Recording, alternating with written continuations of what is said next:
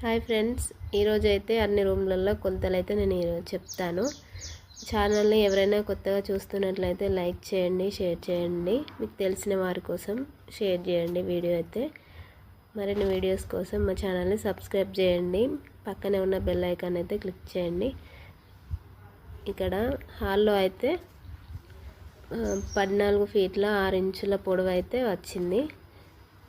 9 ఫీట్ల 3 ఇంచుల వెడల్పు ఉంది హాలు. మొత్తం హాలు కొలతలు అన్నమాట. ఇప్పుడు కిచెన్లో పొడవు వచ్చేసి 9 ఫీట్ల 3 ఇంచులు, వెడల్పు 9 ఫీట్లు అన్నమాట. ఇక్కడ చూసుకుంటే కిచెన్ అయితే నేను కొలతలు చెప్పాను కదా, ఇది కిచెన్లో కొలతలు అన్నమాట. ఇప్పుడు ఫస్ట్ బెడ్రూమ్లో చెప్తాను. ఫస్ట్ బెడ్రూమ్లో వచ్చేసి అయితే 9 ఫీట్ల 6 ఇంచులు వెడల్పు వచ్చింది, 9 ఫీట్ల పొడవు వచ్చింది. ఇవి రెండు బెడ్రూమ్లో సేమ్ ఉంటాయి కొలతలు. బాత్రూంలో 5 ఫీట్ల 2 ఇంచులు పొడవు వచ్చింది, 4 ఫీట్ల వెడల్పు వచ్చింది అనమాట. ఇక్కడ బాత్రూంలో అయితే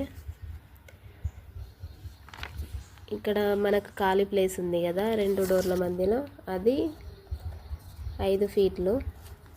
ఇక్కడ సేమ్ రెండో బెడ్రూమ్లో కూడా అంతే, 9 ఫీట్ల 6 ఇంచులు వచ్చింది, వెడల్పు 9 ఫీట్ల పొడవు వచ్చిందనమాట.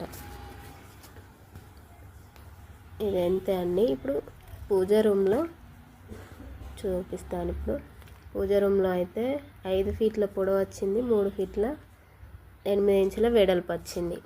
ఇదండి మా రూమ్లో అన్నిటి కొలతలు అన్నమాట. మీకు ఇంకా ఏమైనా క్లారిటీ కావాలంటే కూడా కామెంట్ రూపంలో చెప్పండి. నేను ఖచ్చితంగా వీడియో అయితే తీసి పెడతానన్నమాట క్లారిటీగా. అంతే అండి.